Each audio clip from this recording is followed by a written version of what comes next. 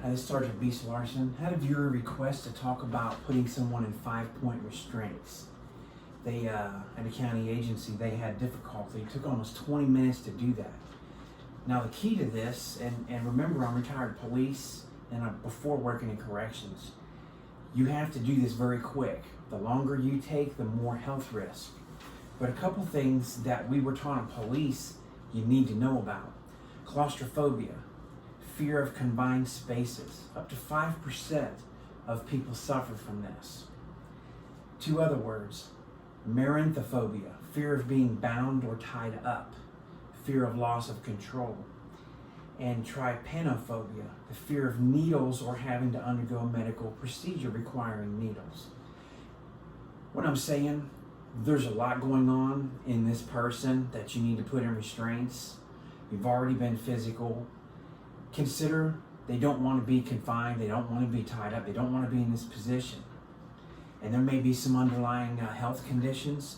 Maybe there's some bones, broken bones, maybe there's some injury prior that they're sensitive to touch.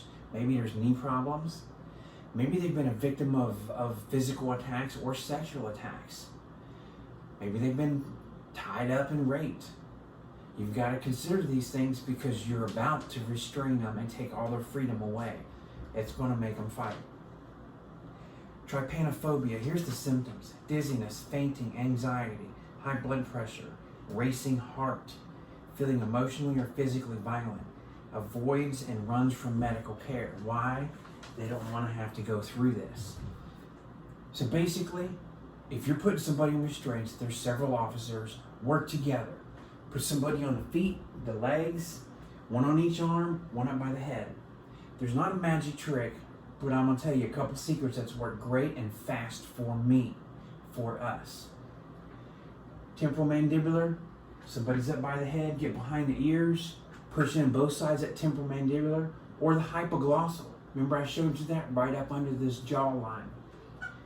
If you're on top and you got this hypoglossal and you're pulling up while the feet guy's down here, grab both ankles right by the ankle bone, hold them together tight, and turn them one way or the other slightly. Say the knee guy's right here, turn the feet to the right across here. You know how the arm bar, you grab the wrist and you come right behind the elbow? This is the theory you need. So if I come in, I can do this and this together if I have to. But get right above the kneecap, push into this knee. The knee that I'm closest to right here is slightly at an angle. Don't try and grab their legs like this. That reminds them of sexual assault. Push them the same way. They're going to want to kick. Get it like this, get the strap over and get that buckle. Right here, the ankles. Try and put the ankle bone together to let them rub, or the knee bone together, let them rub. That's called pain compliance. Do this quick. The key to the hands, palm down. If the palm's up, she's going to pull up. She's going to try and curl. Use that muscle. Get the palm down, and this would be the person on this side, obviously, and right above the elbow joint, push down, right here. So I'm going to have palm down, right here. Get this wrist. Now there's room for the wrist strap because I've got my hand over this hand. You see what I'm saying? Think about pre-existing condition. Think about phobias. And get right to it. Right above the knee and the ankle, get this thing strapped down so she's not kicking. Start strapping down here, because this is the biggest threat. Legs are longer than arms, they're stronger than arms. Legs first. He talked about, this caller said about, being limited by policy, by pain compliance, okay? Distraction technique. You're going to distract this person. If I'm down here and I grab and turn this and I'm pulling, like stretching the person, even though they don't stretch. So basically what I'm saying is when you know you've got to put somebody in restraints, not a magic technique. The magic comes from using your brain, use your heart, your emotion. You have to have some care about the person that you're going to deal with to not cause death. In a prison, in 4 years, I've only seen one person put in restraints, and there's a reason.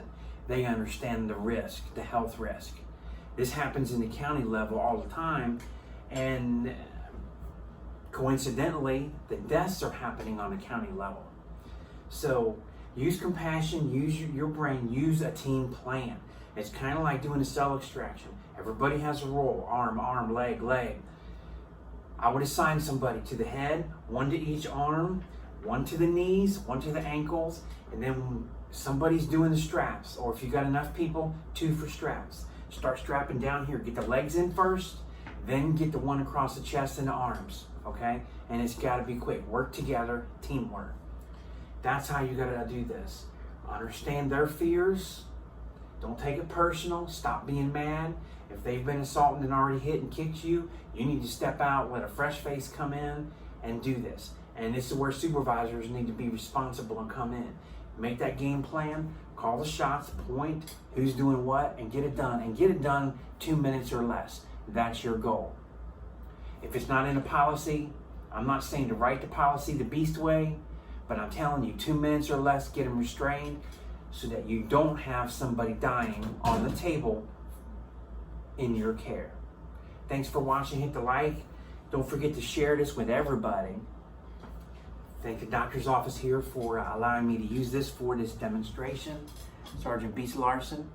See you next time.